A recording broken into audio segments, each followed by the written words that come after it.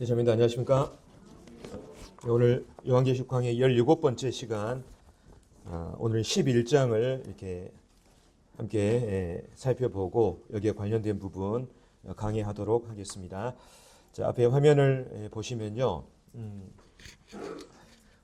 침례교 신학자 버나드 램이라고 하는 사람이 있습니다. 이분이 이제 성경 해석학이라고 하는 책을 썼는데 이 책 334페이지에 이런 말이 적혀 있습니다.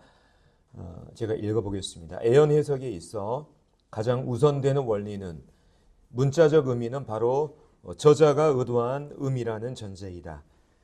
약간 어려운 말인데 이 말을 이제 쉽게 풀어서 설명을 하면 애연을 해석할 때 가장 먼저 우리가 고려해야 될 게 뭐냐면 첫 번째가 문자적 의미라고 하는 것입니다. 그래서 바로 이 문자적 의미를 바로 저자가 의도한 의미로 받아들이라고 하는 이러한 의미입니다. 그래서 문자적 의미를 먼저 고려하라고 하는 성경을 해석할 때요. 두 번째로 이제 그 장돈만 박사라고 있습니다. 이분께서 애연서 해석의 원리라고 하는 책을 썼는데 그분도 역시 이러한 비슷한 내용을 이 책에 기록을 했습니다. 읽어보면 다른 일반 애연을 해석할 때 다른 일반 문헌을 이해할 때 사용하는 방법과 동일한 방법을 애연 해석에 그대로 사용한다.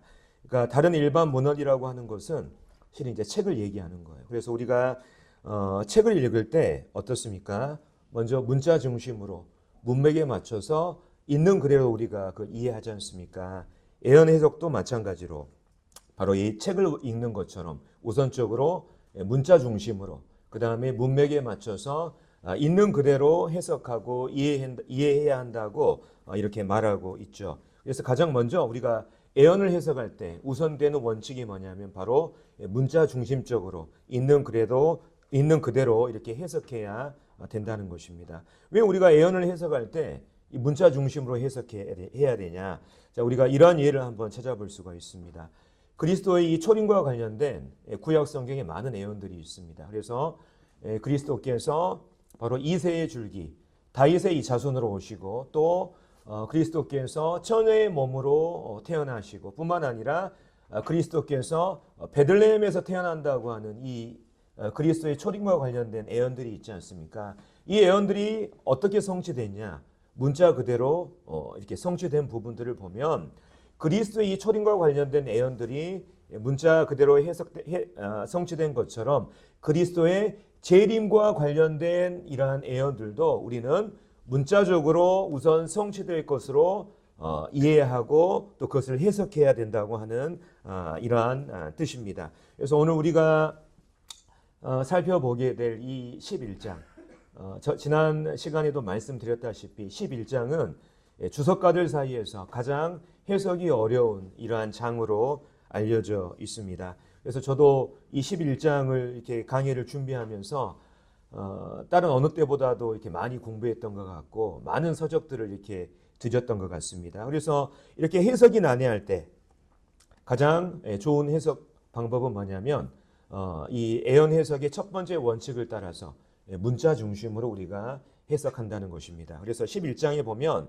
어떤 말들이 나오냐면 성전이라고 하는 단어가 나오거든요. 이 성전을 상징적인 의미가 아니라 바로 문자적인 이러한 성전으로 뿐만 아니라 42달, 사흘 반이라고 하는 이러한 기간이 명시되어 있는데 이것도 마찬가지로 문자적인 실질적인 기간으로 그 다음에 지진이 나옵니다. 또 이 지진도 실질적인 문자적인 지진으로 그 다음에 두 증인이 이제 등장하게 되는데 이 두 증인 역시 실질적인 두 사람으로 우리가 해석하게 될 때 우리는 이제 11장을 이렇게 이해할 수 있습니다. 바로 11장 1절부터 13절까지가 어떤 내용을 다루고 있냐면 7년 환란기에 예루살렘을 중심으로 일어나는 이 두 가지 사건을 다루고 있어요. 첫 번째 사건은 뭐냐면 바로 1절과 2절에 기록되어 있는데 이 환란 기간에 예루살렘이 이방인들에게 42달 동안 3년 반 동안 짓밟히게 된다는 이 사건이 1절과 2절에 기록되어 있고요. 뿐만 아니라 그 이후부터 이제 두 증인에 출연해서 이 두 증인이 1260일 동안 사역을 하고 그들이 적그리스도에 의해서 죽임을 당하고 근데 부활해서 승천하는 이러한 장면이 기록되어 있거든요. 그래서 11장 1절부터 13절까지가 바로 이 큰 두 가지 사건을 다루고 있다고 하는 이런 부분들을 우리가 생각하시고, 자, 오늘 한번 1절부터 13절까지의 말씀을 읽고 차근차근 이렇게 강해 시작하도록 하겠습니다. 다 같이 요한계시록 11장 1절부터 13절까지의 말씀을 읽겠습니다. 제가 읽겠습니다. 또 내게 지팡이 같은 갈대를 주며 말하기를, 일어나서 하나님의 성전과 제단과 그 안에서 경배하는 자들을 측량하되 성전 바깥마당은 측량하지 말고 그냥 두라. 이것은 이방인에게 주었은즉 그들이 거룩한 성을 42달 동안 짓밟으리라. 내가 나의 두 증인에게 권세를 주리니 그들이 굵은 베옷을 입고 1260일을 애언하리라. 그들은 이 땅에 주 앞에 서 있는 두 감람나무와 두 촛대니 만일 누구든지 그들을 해하고자 하면 그들의 입에서 불이 나와서 그들의 원수를 삼켜버릴 것이요 누구든지 그들을 해하고자 하면 반드시 그와 같이 죽임을 당하리라. 그들이 권능을 가지고 하늘을 닫아 그 애언을 하는 날 동안 비가 오지 못하게 하고 또 권능을 가지고 물을 피로 변하게 하고 아무 때든지 원하는 대로 여러 가지 재앙으로 땅을 치리로다. 그들이 그 증언을 마칠 때에 무정행으로부터 올라오는 짐승이 그들과 더불어 전쟁을 일으켜 그들을 이기고 그들을 죽일 터인즉 그들의 시체가 큰 성 길에 있으리니 그 성은 영적으로 하면 소돔이라고도 하고 애굽이라고도 하니 곧 그들의 주께서 십자가에 못 박히신 곳이라. 백성들과 족속과 방언과 나라 중에서 사람들이 그 시체를 사흘 반 동안을 보며 무덤에 장사하지 못하게 하리로다. 이 두 선지자가 땅에 사는 자들을 괴롭게 한 거로 땅에 사는 자들이 그들의 죽음을 즐거워하고 기뻐하여 서로 예물을 보내리라 하더라. 3일 반 후에 하나님께로부터 생기가 그들 속에 들어가매 그들이 발로 일어서니 구경하는 자들이 크게 두려워하더라. 하늘로부터 큰 음성이 있어 이리로 올라오라 함을 그들이 듣고 구름을 타고 하늘로 올라가니 그들의 원수들도 구경하더라. 그때 큰 지진이 나서 성 10분의 1이 무너지고 지진에 죽은 사람이 7천이라. 그 남은 자들이 두려워하여 영광을 하늘의 하나님께 돌리더라. 자, 1절부터 13절까지 말씀을 읽었습니다만 오늘 13절까지의 말씀을 강의하고 혹시 시간이 남으면 나머지 14절부터 19절 말씀까지를 이제 강의하도록 하겠습니다. 자, 1절과 2절에 보면 어떤 단어가 등장하냐면 성전이라고 하는 단어가 나와요. 여기 보면 또 내게 지팡이 같은 갈대를 주며 말하기를, 이 요한에게 지팡이 같은 갈대를 준 이 존재가 누구냐면 앞선 10장에 나오는 이 힘센 천사입니다. 그 힘센 천사가 요한에게 지팡이 같은 갈대를 주며 말하기를, 일어나서 하나님의 성전과 제단과 그 안에서 경배하는 자들을 측량하라 하는 이 명령을 하는 것을 보게 됩니다. 여기 보면 성전이라고 하는 말이 나오잖아요. 자, 근데 이 요한이 이 요한계시록을 기록할 당시는 언제냐면 AD 96년 경이었거든요. 근데 그 당시에는 예루살렘 성전이 이미 멸망하고 사라진 지가 오래입니다. 예루살렘 성전이 AD 70년에 로마에 의해서 멸망을 했지 않습니까?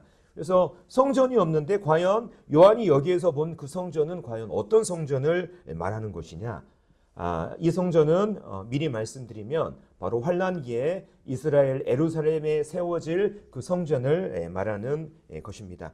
특별히 우리가 성경 전체를 보면 이 지상에 존재하는 이 5가지 성전을 말하고 있습니다. 제가 이따 이 부분을 정리해 드리겠지만 먼저 솔로몬의 성전이 있고요. 그 다음에 수룹바벨 성전, 그러니까 이스라엘 사람들이 포로 가운데 돌아와서 세운 이 수룹바벨 성전, 그 다음에 이 수룹바벨 성전을 리모델링한 헤롯 성전, 그리고 바로 환란기에 이 지상에 세워질 환란기 성전, 그리고 마지막으로 에스겔서 40장부터 48장에 등장하는 그 에스겔 성전, 다시 말하면 천년 왕국 때 이 땅에 세워질 이 성전에 대해서 총 5가지 이 지상의 성전에 대해서 말하고 있는데, 현재 우리가 지금 살펴보는 11장 1절 2절에 나오는 성전이 바로 이 환란기에 이스라엘의 이 예루살렘에 세워질 성전을 말하고 있습니다. 자, 왜 우리가 이렇게 볼 수 있느냐? 우리가 이미 다니엘서와 마태복음과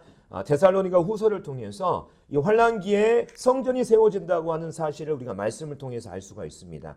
먼저 다니엘서 9장 27절 다니엘의 이 70일에를 우리가 살펴보게 될 때 우리가 이 말씀을 공부한 적이 있습니다. 그가, 여기서 말하는 그는 뭡니까? 그는 누굽니까? 적그리스도를 얘기하잖아요. 그가 장차 많은 사람들과 더불어 한 일에 69일에가 지나고 마지막 70일에 해당하는 한 일해 동안의 언약을 굳게 맺는데 이 적그리스도가 그 일해의 절반, 그러니까 3년 반이 지나면 바로 성전에서 드리는 제사와 예물을 금지한다고 다니엘서에 이렇게 말하고 있습니다. 뿐만 아니라 마태복음 말씀에서도 예수님께서 이렇게 말씀하셨어요.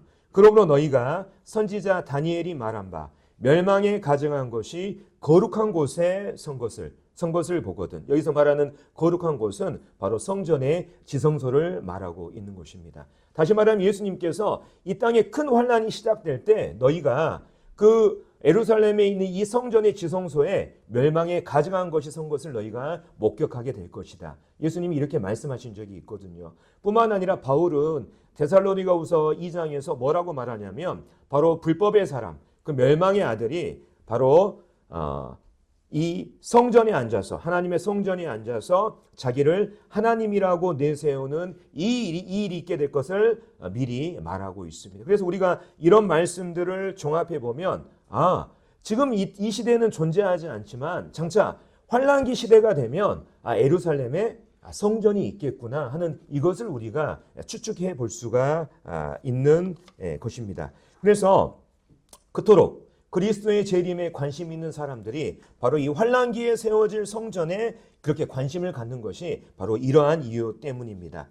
다시 말해서 이스라엘의 성전이 세워지는 것은 바로 적그리스도의 등장과 함께 바로 인류의 마지막 때를 알리는 강력한 신호탄이 되기 때문에 그래요. 그래서 그리스도의 재림을 연구하는 사람들이 그토록 이 제3성전에 대해서 관심을 갖고 있는 것입니다.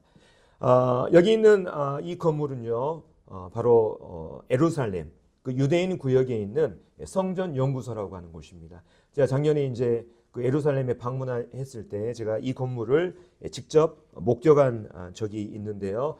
이 성전 연구소에는 바로 앞으로 새로 세워질 이 성전과 관련돼서 모든 것들이 이미 준비가 되고 있다고 합니다. 근데 문제는 뭐냐면 성전이 세워지게 되면 그 안에서 이루어질 모든 제사와 예물과 모든 것들이 갖춰졌는데 문제는 뭐냐면 이제 땅의 문제인 거예요. 원래 예수님 당시에 이 헤롯 성전이 있었던 이곳이 바로 여기 사진에 나와 있는 윗부분에 나와 있는 성전의 위치가 여기였거든요. 그래서 그 지성소가 있는 자리가 바로 위에 있는 이 자리였는데 현재 지금은 어떻습니까? 이 지역을 이슬람이 지금 관할하고 있어요. 그래서 이슬람의 이 황금돔이 자리하고 있습니다. 그래서 이 황금돔 사원을 헐고 여기에 이제 그 이스라엘이 성전을 세우려고 한다고 한다면 상당히 이렇게 정치적으로 종교적으로 이렇게 큰 이러한 타협이 필요할 것으로 생각이 되어집니다. 그래서 지금 현재 이것 때문에 지금 이 성전 건축에 큰 이렇게 방해가 될 걸로 예상이 되고 있는데 이제 김종만 형제님 이제 그 자료에 따르면 실은 그 성전의 지성소 자리가 지금 현재 그 황금돔 사원이 위치한 자리가 아니라 바로 이 황금돔 북쪽에 있는 이 영들의 돔이라고 하는 이 자리가 실은 이 지성소 자리다라고 하는 그 히브리 대학교 여기 보면은 이제 아셀 카우프만이라고 하는 이 교수님이 이러한 얘기를 했다고 그래요. 그래서 만약에 이것이 이제 사실이라고 한다면 어떻습니까? 우리는 큰 정치적인, 종교적인 이러한 타협 없이 언제라도 이 자리에 그 예루살렘의 성전이 이렇게 세워질 수 있는 이런 조건을 갖춘 것이죠. 이건 다른 말로 어떤 의미를 가지고 있냐면 우리는 현재 언제라도 예루살렘에 성전이 세워질 수 있는 이 시기를 우리가 살아가고 있다는 것을 우리에게 보여주고 있습니다. 그래서 이 성전과 관련된 이 부분 말씀을 드렸고요. 특별히 이제 이 성전과 관련돼서 힘센 천사가 요한에게 이렇게 얘기합니다.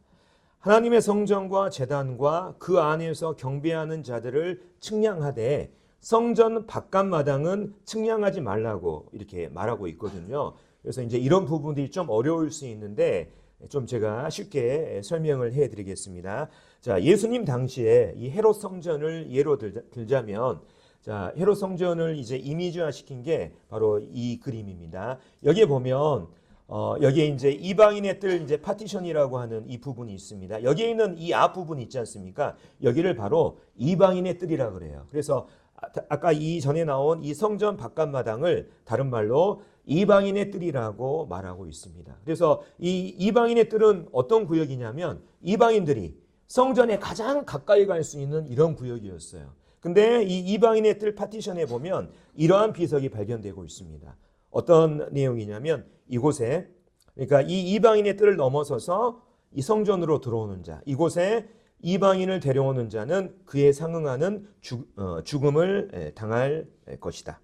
이러한 경고의 비석이 발견되고 있거든요. 그래서 이 이방인의 뜰이라고 하는 것은 이방인이 가장 이 성전에 가깝게 갈 수 있는 이런 지역이었어요. 그러니까 이방인에게 성전의 이 지성소로 나아간 것이 아예 이제 금지가 된 거죠. 성경에서도 보면 우리가 사도행전에 이런 말씀이 있습니다. 바울이 오해를 사요.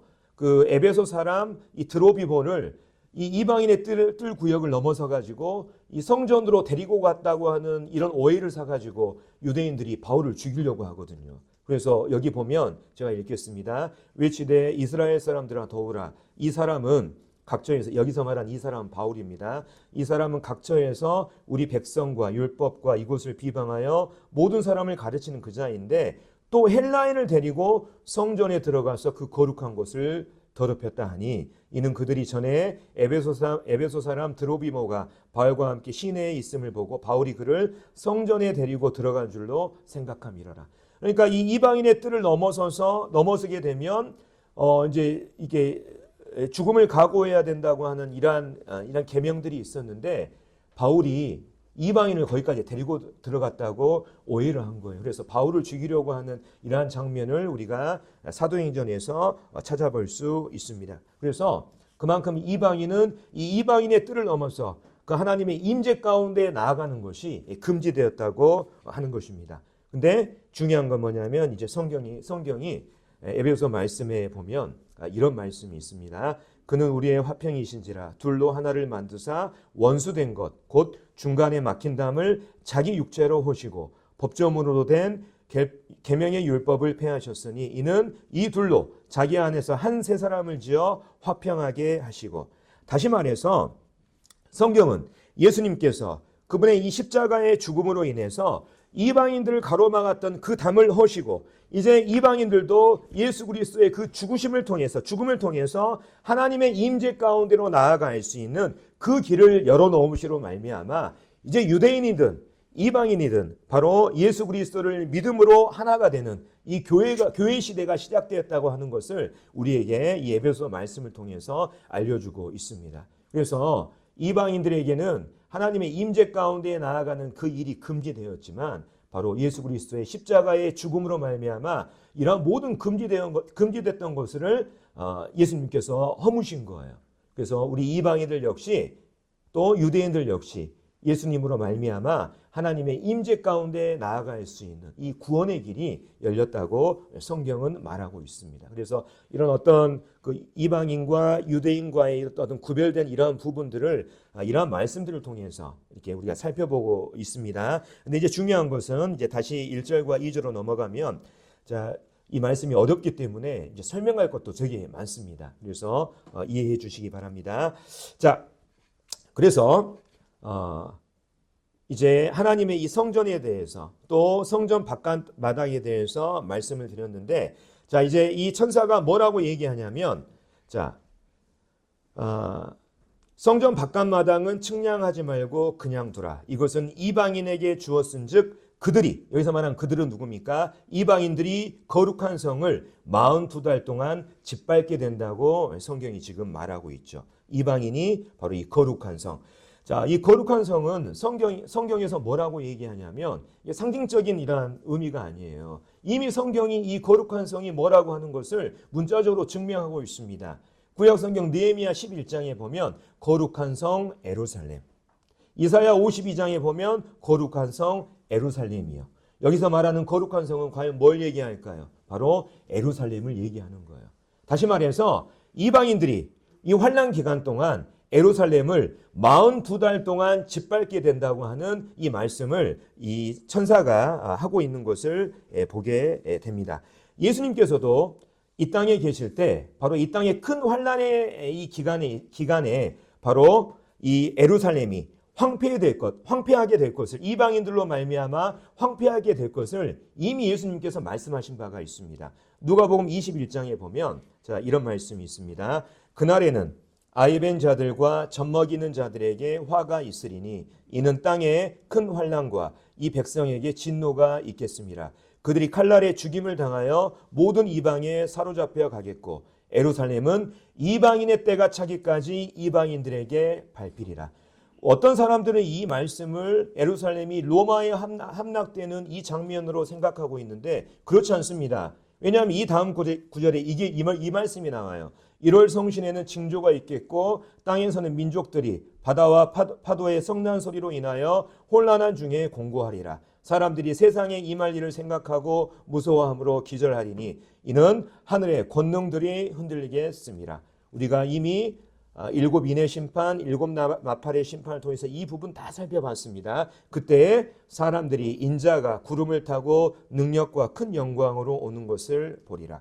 여기 나와 있는 예루살렘은 이방인의 때가 차기까지 이방인들에게 짓밟힌다고 하는 이 말씀이 단순히 로마에 함락되는 이것이 아니라 바로 예수님 재림 직전에 일어나는 일이라는 것을 우리가 이 말씀의 이 전체적인 문맥을 통해서 살펴볼 수가 있는 거예요. 이미 예수님께서 이 환난 시대에 바로 예수님께서 재림하기 전에 바로 이 예루살렘이 황폐하게 될 것을 이미 말씀하셨다고 하는 것을 우리가 생각할 필요가 있습니다. 그래서 여기서 그들이 거룩한 성을 42달 동안 짓밟는다고 하는 이 말은 바로 환난기 후반부 3년 반, 그러니까 42달이면 3년 반의 기간을 얘기하잖아요. 다른 말로 하면 이게 요한계시록에서 뭐 한때와 두때와 반때, 그 다음에 1260일, 42달, 3년 반 똑같은 의미로 계속해서 반복돼서 사용되고 있는 것을 보게 되는데 바로 환난기 후반기 3년 반 동안 바로 적그리스도와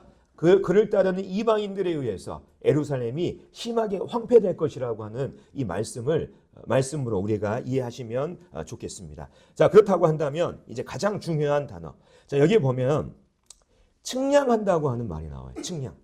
우리가 보통 측량한다고 하는 말을 언제 쓰냐면 보통 이제 우리가 이제 인테리어 하신 분들이 많잖아요.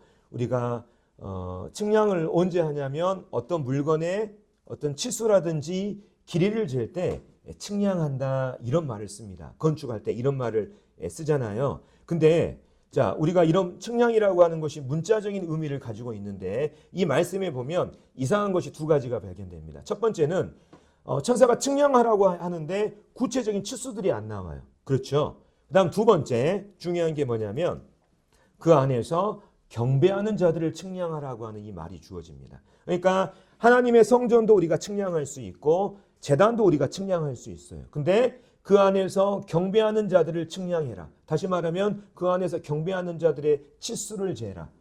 이렇게 우리가 문자적으로 이해가 안 되잖아요. 그렇기 때문에 우리가 그 안에서 경배하는 자들을 측량하라 하는 이 말은 단순히 여기서 말하는 이 측량이라고 하는 의미가 치수를 재다라고 하는 문자적인 의미가 아니라 뭔가 여기에 특별한 의미를 가지고 있구나. 우리가 이렇게 이해할 수가 있는 것입니다. 그래서 쉽게 말씀드리면 에스겔서 40장에 보면 이제 이 성전을 측량하는 이러한 장면이 나오거든요. 그때 이 측량이라고 하는 단어가 어떤 단어로 쓰이냐면 이 예루살렘이 이방인들에 의해 멸망당하겠지만 하나님께서 다시 그 멸망당한 성전을 다시 복원하시고 재건하시고 그 안에 성전 안에서 이루어지는 그 예배를 다시금 회복시킨다고 하는 이런 의미로 측량이라고 하는 단어가 쓰여지고 있어요. 그래서 여기 나오는 이 측량이라는 단어도 동일하게 바로 재건, 회복된다고 하는 이런 뜻을 가지고 있는 것입니다. 아까 말씀드린 것처럼 예루살렘이 바로 적그리스도와 이방인들에 의해서 무참히 짓밟히고 황폐화된다고 하는 이 말씀 우리가 살펴보게 됐잖아요. 근데 장차 하나님께서 이것을 다시금 회복시키고 그 안에서의 예배를 다시금 이렇게 회복시킨다고 하는 이런 의미로 우리가 이해하시면 우리가 쉽게 이해하실 수 있을 것 같습니다. 자, 그래서 이 부분은 이제 좀 시간상으로 설명을 해드리면, 자, 이제 7년 환란기가 이제 시작될 때 이 적그리스도가 많은 사람들과 더불어 한 이래 동안의 언약을 맺습니다. 그 언약 가운데는 바로 이스라엘의 이 성전을 건축하고 성전 안에서의 이 예배를 허용하는 이러한 조약들을 맺을 걸로 생각이 돼요. 근데 나온 것처럼 하지만 그 일의 절반이 지나면 이제 적그리스도가 그의 본색을 드러내는 거죠. 그래서 성전에서 이루어지는 제사와 예물을 금지하고 뿐만 아니라 다니엘서 7장에 보면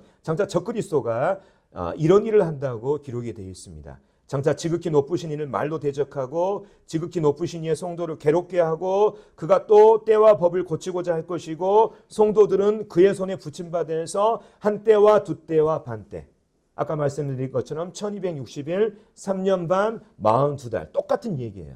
다시 말하면 적그리스도에 의해서 바로 이 예루살렘과 유대인들이 심하게 핍박받게 될 것이라고 하는 이 말씀을 지금 해주고 있는 것입니다. 하지만 환란기 때 적그리스도와 이방인들에 의해서 이 예루살렘과 또 성전 안에서 이루어진 예배들이 이제 완전히 황폐화되겠지만 장차 이제 여기서 측량한다고 하는 의미처럼 하나님께서 장차 이 환란기가 끝나면 다시 그 예루살렘 성전을 다시금 회복시키시고 그 안에서 이루어지는 예배를 다시금 회복시킨다고 하는 이런 의미가 바로 여기에 있는 것입니다. 그래서 환란기에 이 성전이 황폐화되겠지만 장차 이제 환란기가 끝나면 아까 말씀드린 것처럼 이 지상에 있는 마지막 성전이 어떤 거예요? 바로 천년왕국 성전, 예루살렘에 있는 에스겔서 40장부터 48장에 나오는 그 성전이 바로 하나님께서 이 땅을 회복시키시는 그 성전이고 또 그 성전 안에서의 예배가 회복되는 부분들을 우리가 에스겔서 말씀을 통해서 살펴볼 수가 있습니다. 자, 특별히 여기에 보면 성전 바깥마당은 측량하지 말고 그냥 두라. 아까 성전 바깥마당이 어디라고 말씀드렸어요? 이방인의 뜰이라고 말씀드렸잖아요. 이 말은 측량하지 말라고 하는 말은 뭔 말입니까? 이방인의 뜰은 황폐화되더라도 내가 제거를 시키지 않겠다.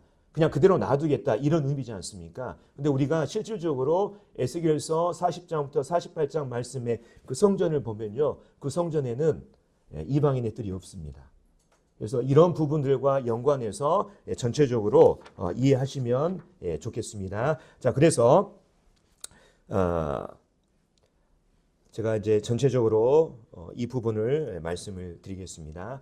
아까 이제 제가 지상성전의 이 5가지 지상성전에 대해서 말씀을 드렸습니다. 자, 시간 순서대로 이 부분을 이제 요한계시록과 연관해서 이제 설명을 해드리면 제1성전이 어떤 성전이냐면 바로 솔로몬이 세웠던 성전입니다. 그 예루살렘에 그 모리아산이 있잖아요.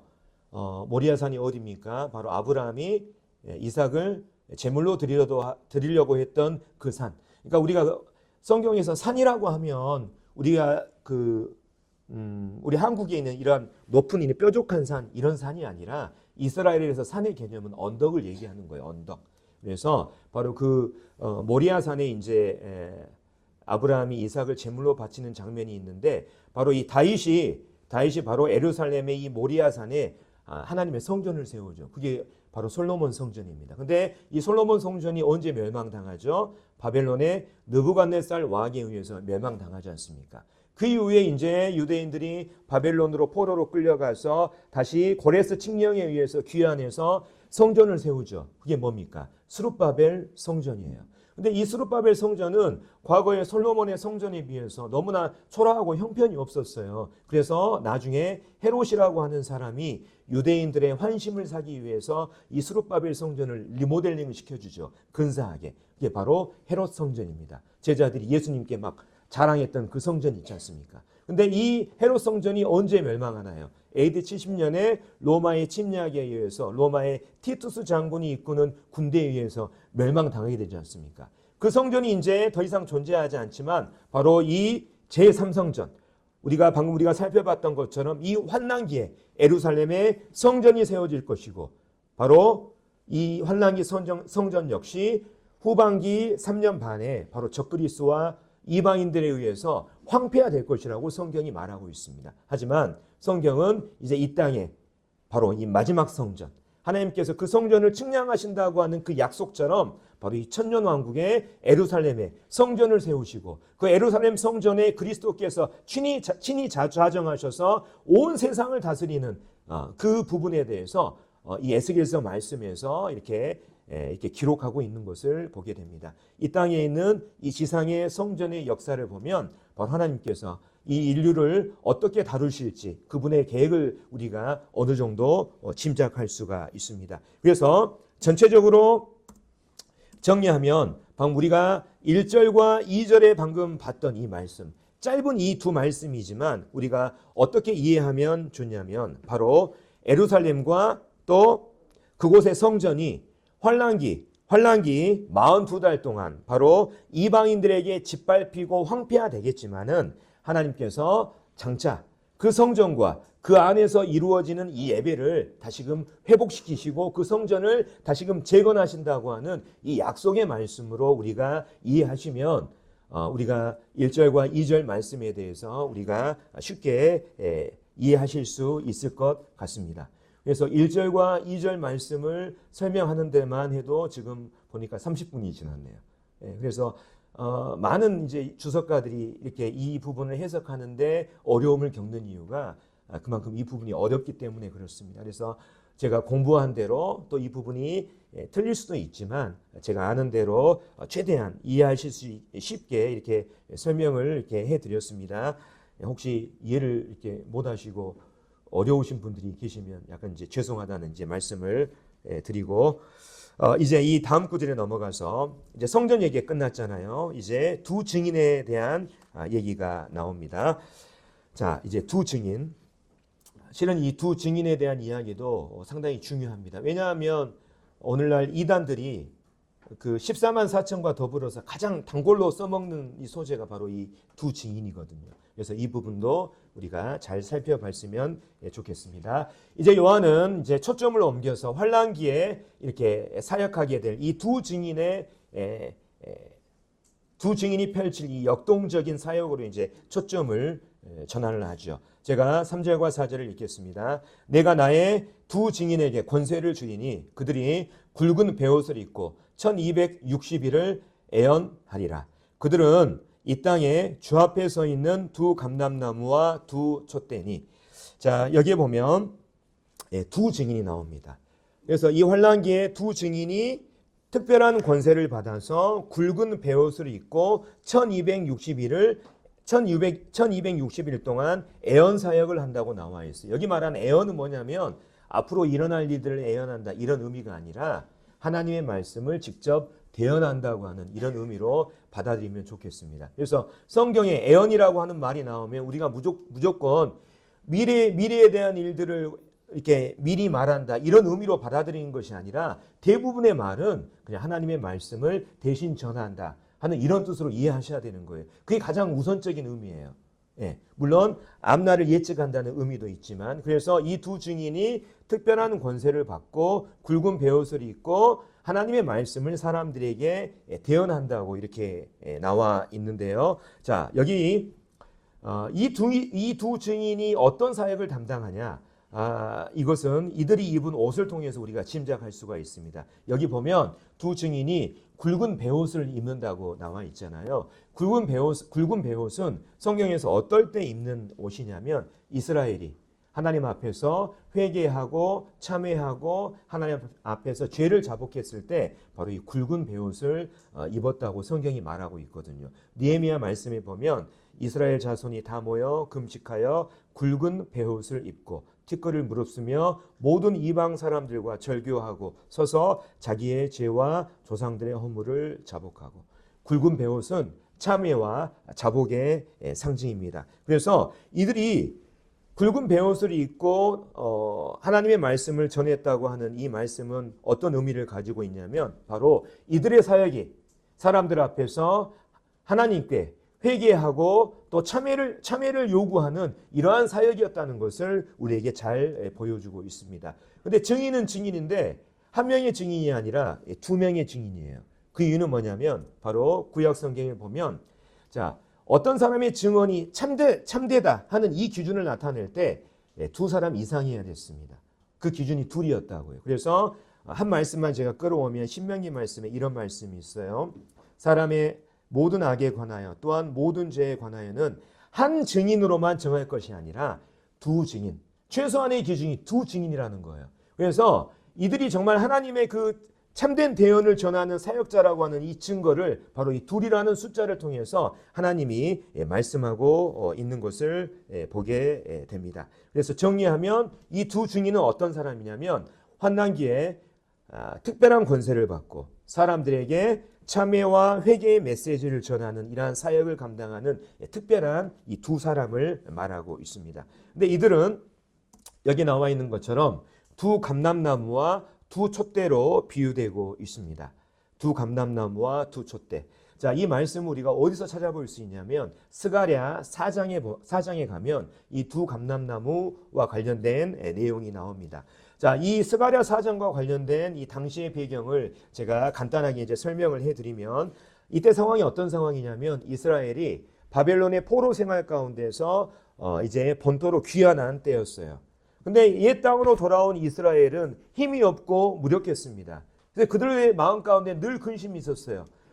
과연 우리가 이 주변의 강대국들 사이에서 살아남을 수 있을까? 이러한 의구심이 계속해서 들었습니다. 그런데 하나님께서 바로 이때 성령의 이 능력을 받은 스룹바벨과 여호수아와 같은 이러한 두 사람을 이 하나님의 이 대변자로 세우셔서 하나님의 큰 일을 감당하게 하겠다고 하는 그 내용이 스가랴서 4장에 나오거든요. 마찬가지로 환난기에 활동하는 이 두 증인은 바로 이 세상의 위기 가운데 성령께서 주시는 영감과 능력을 통해서 온 세상에 하나님의 그 대변자로서의 역할을 감당하게 될 특별한 사람들이라는 것을 바로 이 두 감람나무와 이 두 촛대라고 하는 이 표현을 통해서 이렇게 말하고 있는 것을 보게 됩니다. 두 감람나무 따로 두 촛대 따로 이것이 아니고 두 감람나무 즉 두 촛대니 원래 번역에는 이렇게 되어 있습니다. 그러니까 두 감람나무가 두 촛대인 거예요. 따로따로 떨어지는 것이 아니라. 그래서 이러한 말씀으로 이해하시면 좋겠고 특별히 이제 이들이 1260일 동안 이제 특별한 사역을 감당하는데 과연 이들이 이 사역의 기간 동안 어떠한 보호를 받고 또 어떠한 특별한 권세를 행하는지가 바로 5절과 6절에 나와 있습니다. 자, 믿기지 않겠지만 자, 우리가 이 말씀을 한번 살펴보도록 하겠습니다. 과연 그들이 어떤 보호를 받고 어떤 권능을 행하냐 읽겠습니다. 제가 만일 누구든지 그들을 해하고자 하면 그들의 입에서 불이 나와서 그들의 원수를 삼켜버릴 것이요 누구든지 그들을 해하고자 하면 반드시 그와 같이 죽임을 당하리라. 그들이 권능을 가지고 하늘을 닫아 그 애언하는 날 동안 비가 오지 못하게 하고 또 권능을 가지고 물을 피로 변하게 하고 아무 때든지 원하는 대로 여러 가지 재앙으로 땅을 치리로다. 자, 여기 보면 그들이 어떻게 보호받냐?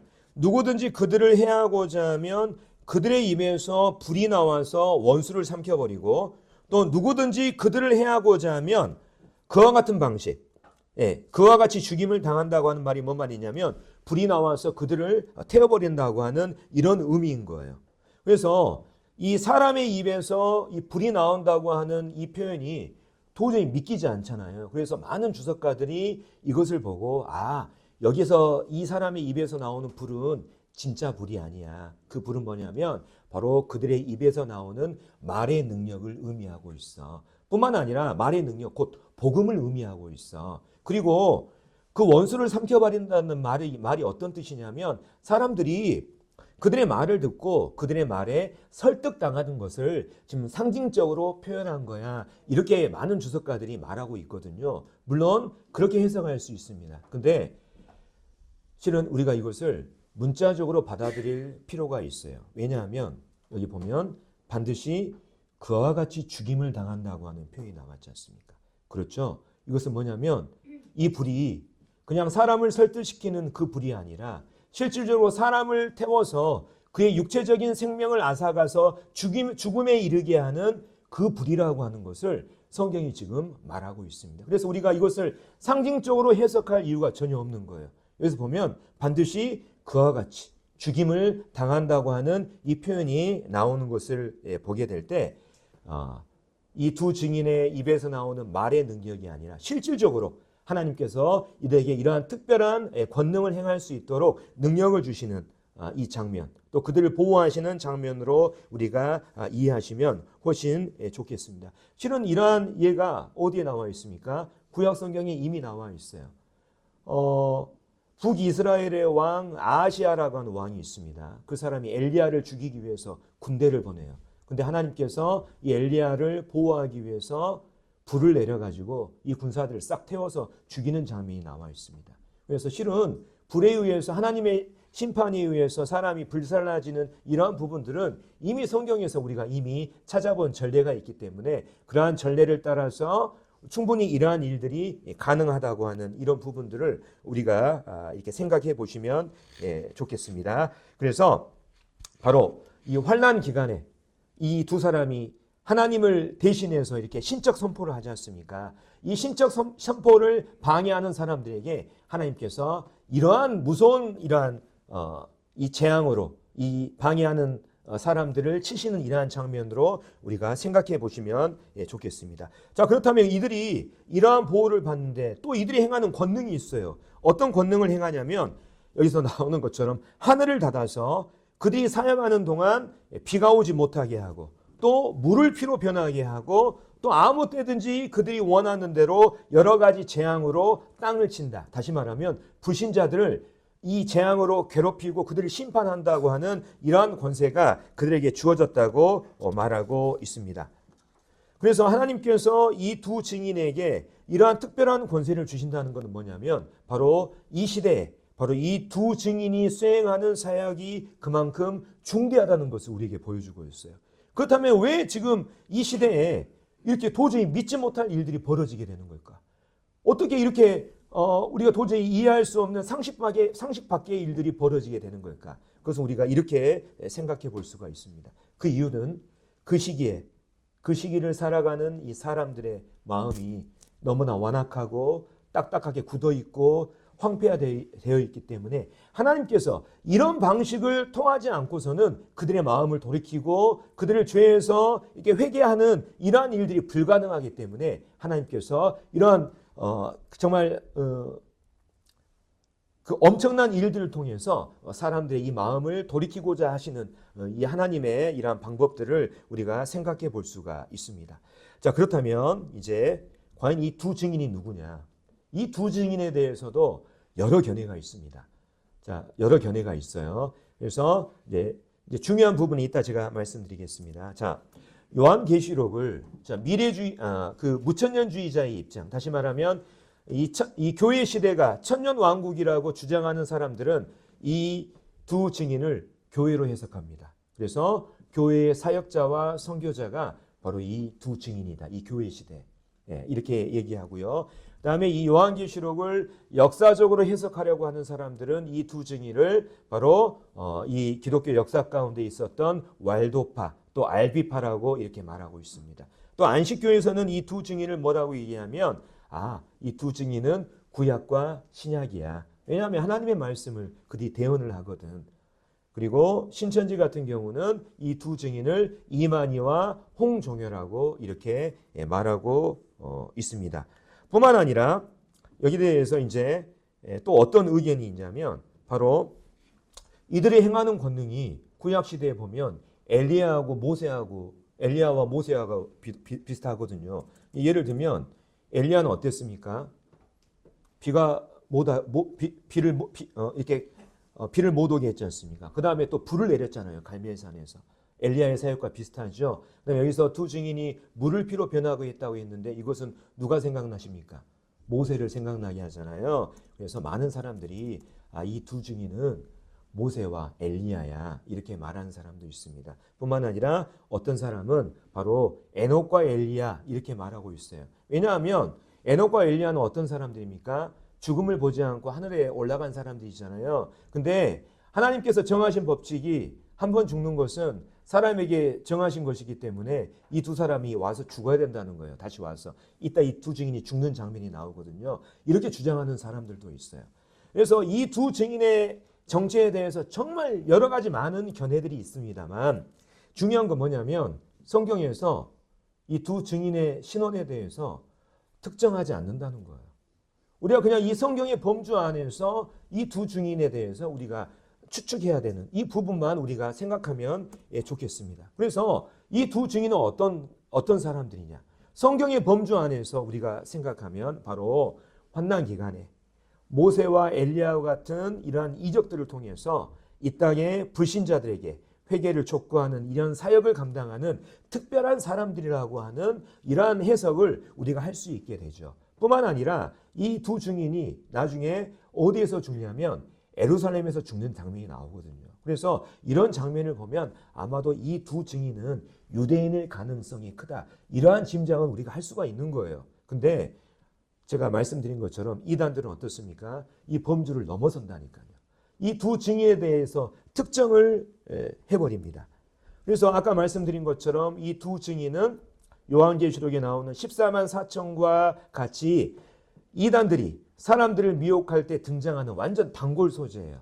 과거에 그 천부교회 박태선이라고 하는 분이 있습니다. 이분이 자기가 두 증인 중에 한 명이라고 그랬어요.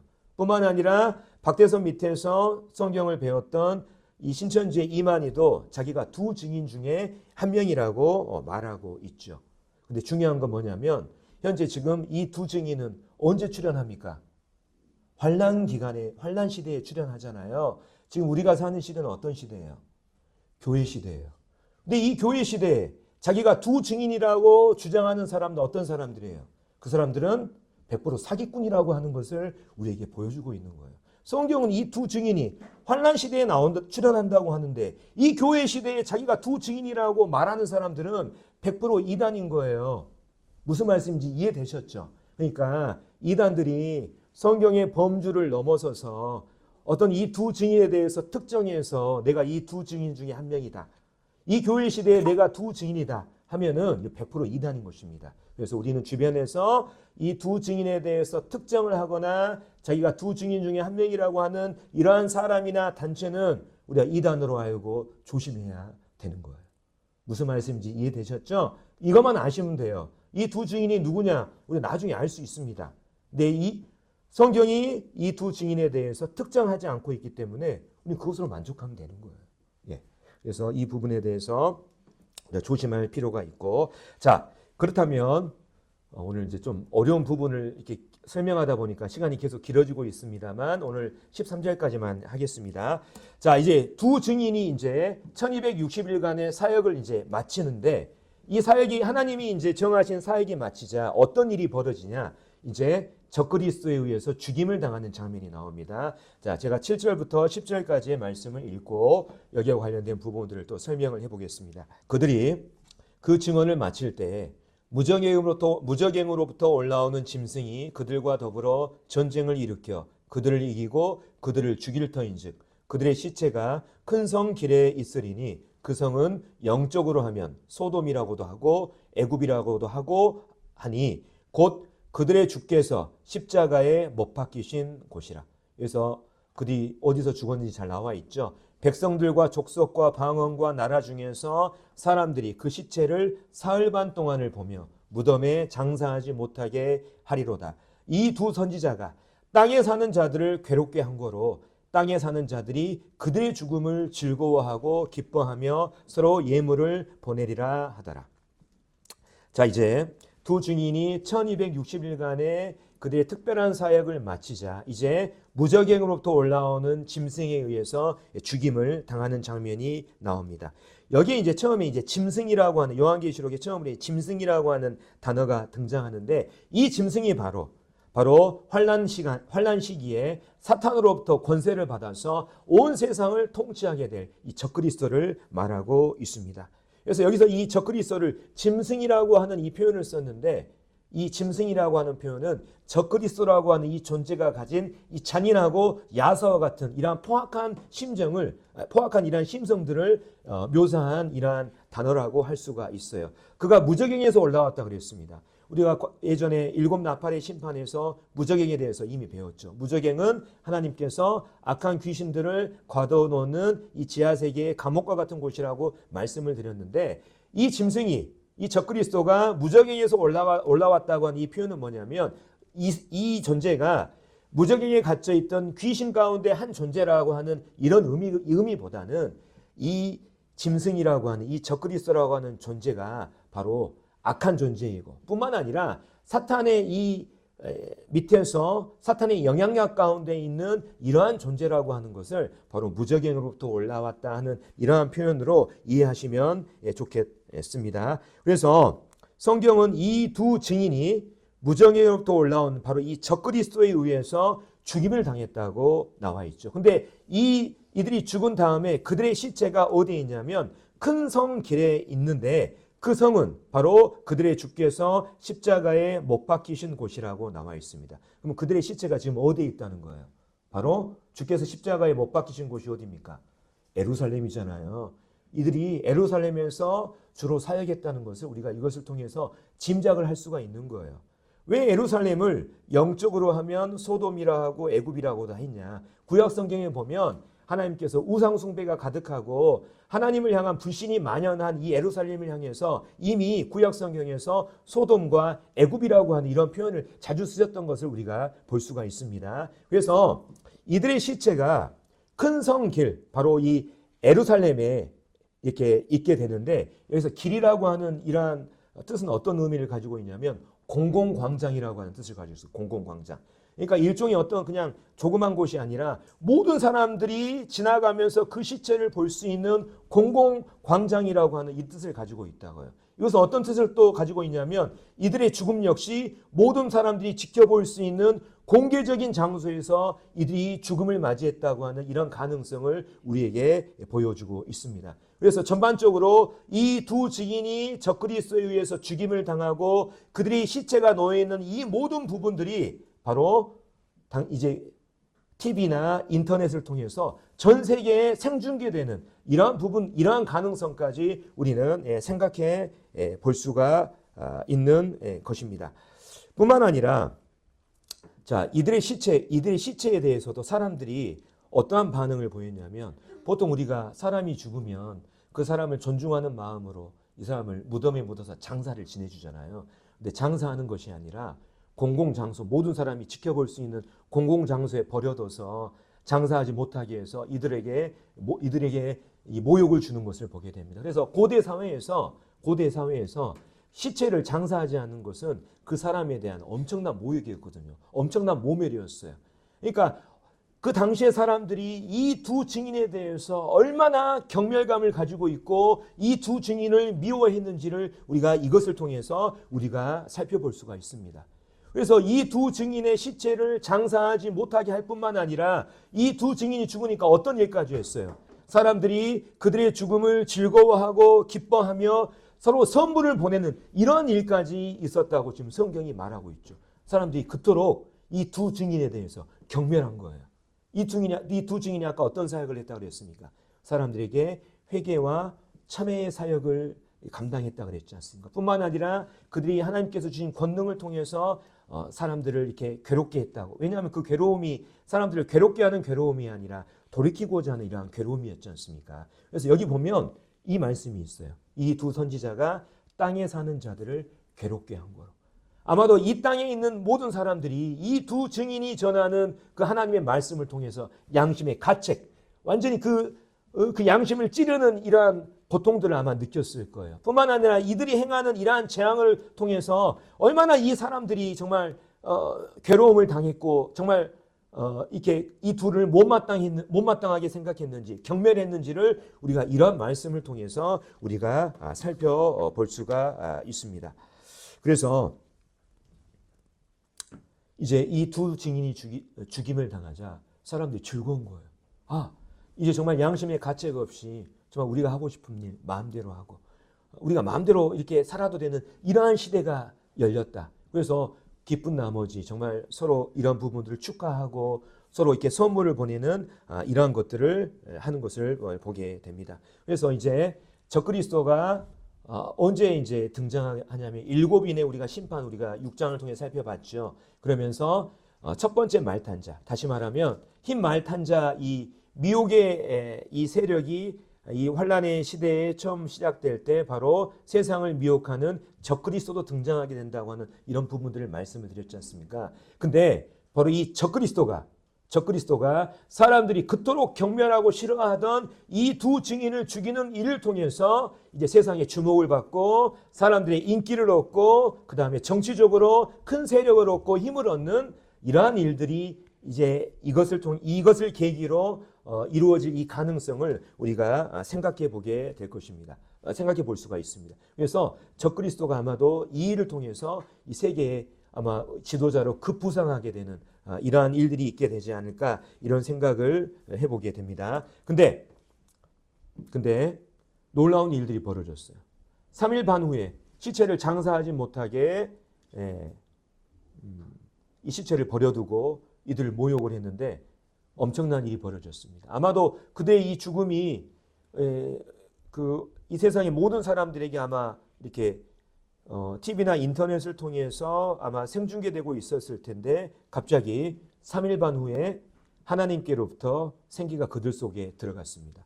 그러자 그들이 발로 일어섰어요. 그리고 그 발로 일어서는 장면을 보고 이것을 지켜보는 모든 사람이 두려워했다고 나와 있습니다. 그리고 하늘로부터 큰 음성이 있었습니다. 이리로 올라오라. 이 말을 듣고 바로 이 두 증인이 부활해서 구름을 타고 하늘로 올라가는데 이 땅에 사는 모든 이 증인의 원수들이 그것을 지켜보고 두려워했다고 성경은 말하고 있습니다. 그래서 아마도 이 땅에 있는 이 불신자들은 아마 이 두 증인이 부활하고 승천하는 이 장면을 목격하면서 엄청난 두려움을 느꼈을 거예요. 하지만 그 시대를 사는 이 환란 시대를 사는 성도들은 어떤 생각을 했을까요? 이 두 증인이 부활해서 승천하는 것을 보고 비록 내가 적그리스도의 핍박을 당하겠지만 나도 장차 믿음을 지킨 이 결과로 장차 이 두 증인과 같이 부활하고 하나님께로 올려지겠구나 하는 이러한 용기를 얻게 될 것이라는 이런 생각을 해보게 됩니다. 그와 동시에 두 증인이 부활하고 승천함과 동시에 예루살렘에 큰 지진이 있었습니다. 그래서 성의 10분의 1이 무너지고 그 지진에 죽은 사람이 7,000명이라고 성경이 말하고 있죠. 자, 이 10분의 1이라고 하는 표현, 이것은 어떤 걸 우리에게 보여주고 있냐면 이 지진 역시 누군가에 의해서 정밀하게 컨트롤되고 있다고 하는 것을 우리에게 보여주고 있습니다. 7,000명이 죽었다고 하는 이 표현도 이 죽음 역시 누군가에 의해서 컨트롤되고 있다고 하는 것을 보여줍니다. 이분이 누굽니까? 바로 하나님에 의해서 컨트롤되고 있다고 하는 것을 우리에게 보여주고 있는 거예요. 많은 사람들이 예루살렘에 있는 큰 지진과 사람들이 죽는 장면을 이것을 보면서 우리가 이 두 증인을 죽인 이 대가로 말미암아 하나님께서 이러한 진노를 내리시는구나 이렇게 아마 생각했을 것입니다. 그리고 이것을 지켜보는 사람들이 두려워하여 그 영광을 하늘의 하나님께 돌리더라 이렇게 13절이 끝을 맺고 있습니다. 여기서 그 남은 자들이 두려워해서 영광을 하늘의 하나님께 돌리더라.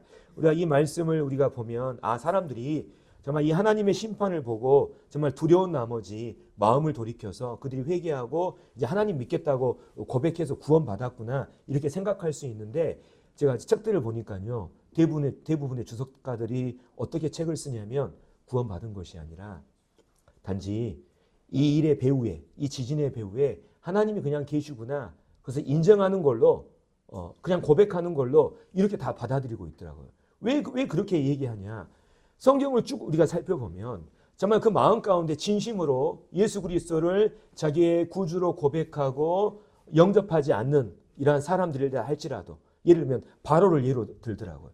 바로가 그 모세를 통해서 하나님의 그 엄청난 일들을 봤을 때 이거는 하나님이 행하신 이적이구나 인정을 했는데 그는 실질적으로 하나님을 믿지 않는 사람이었잖아요. 똑같이 이 주석가들이 그런 표현을 하는 것을 보게 됩니다. 여기에 있는 나온 사람들은 이 사람들이 진짜 하나님 두려워해가지고 하나님을 믿고 고백한 사람들이 아니라 그냥 그 배후에 하나님이 계시구나 형식적으로 이렇게 고백하는 사람들 이렇게 말하고 있는 것을 보게 됩니다. 그래서 이러한 사람들이 정말 이 인류의 역사 가운데 수없이 있었다고 하는 것이죠. 그래서 이제 13절까지 말씀을 이렇게 제가 강의를 했습니다만, 자, 제가 지난 시간부터 말씀드렸다시피 10장도 막간에 해당하는 내용이고 오늘 우리가 살펴본 11장 1절부터 13절까지도 이 막간에 해당하는 내용입니다. 그래서 여기는 자, 두 가지 사건을 지금 말하고 있습니다. 7년 환란기에 예루살렘을 중심으로 일어나는 두 가지 사건. 근데 11장은 순서대로 이렇게 기록이 안 됐거든요. 근데 이것을 순서적으로 표현을 하면 이렇습니다. 이거 중요한 부분이니까. 7년 환란, 이 7년의 이 기간 동안 전반부 3년 반에 바로 이 두 증인이 예루살렘에 출현해서 이들이 사역을 합니다. 근데 이 3년 반이 지나면 1260일이 끝나면 적그리스도에 의해서 죽임을 당한다 그랬잖아요. 후반부 이제 3년 반에 바로 이 적그리스도가 세력을 얻고 유대인을 핍박하고 예루살렘 성전을 파괴하는 이 장면으로 우리가 순서적으로 우리가 정립할 수가 있는 거예요. 그래서 우리가 11장은 성전이 먼저 파괴되고 회복시킨다는 예언이 나오고 뒤에 두 증인이 나왔지 않습니까? 이게 아니고 시간상으로 봤을 때 두 증인이 먼저 출현한 다음에 이들이 적그리스도에 의해서 죽임을 당하고 적그리스도가 세력을 얻고 후반부 3년 반 동안 온 세상을 통치하고 예루살렘과 유대인들을 이렇게 심하게 핍박하는 이러한 스토리로 우리가 생각해 보시면 좋겠습니다. 그래서 우리가 그 환란기가 시작되면서 계시록 7장에 14만 4천이 나오죠. 이 사람들이 바로 이 두 증인이 예루살렘에서 전하는 복음을 통해서 구원받은 사람들이라고 분별하는 주석가들이 엄청나게 많습니다. 14만 4천이 느닷없이 출현하는 것이 아니라 그들이 구원받기 위해서는 바로 하나님의 말씀을 들어야 구원받을 수 있지 않습니까? 그렇죠. 그래서 이 두 증인이 예루살렘에서 행하는 이 사역을 통해서 바로 이 14만 4천이 구원받고 이들이 환난 기간에 온 세상을 다니면서 바로 하나님의 이 복음을 전하고 하나님의 특별한 임무를 수행하는 하나님의 보호를 받으면서 특별한 임무를 수행하는 이러한 일을 감당하게 된다고 이렇게 말하는 분들이 굉장히 많습니다. 저도 여기에 동의합니다. 그래서 이 시간상의 순서들을 잘 살펴보면 좋겠고 오늘 아무튼 11장 말씀이 이게 상당히 다들 이제 주석가들도 정말 해석하기 어려워하고 난해한 부분들이지만 정말 공부한 만큼 최선을 다해서 이해가 되실지 모르겠지만 이렇게 말씀을 드렸습니다. 이 다음 시간에는 이제 우리가 이전에 그 막간 전에 9장에 이제 7 나팔의 심판 중에서 6번째 나팔 심판 우리가 살펴봤죠. 그 나팔의 심판이 어떤 거였어요? 유브라데 강에 이렇게 결박된 죽음의 네 천사가 인류의 3분의 1을 정해진 년, 월, 일, 시에 사람들을 이렇게 죽이는 이런 장면이 나오지 않습니까? 여기에 이어서 이제 다음 7번째 나팔의 이 심판이 이어지거든요. 그 부분을 이제 살펴보도록 하겠습니다. 오늘 시간이 좀 많이 이렇게 걸려서 죄송합니다. 이상으로 마치겠습니다.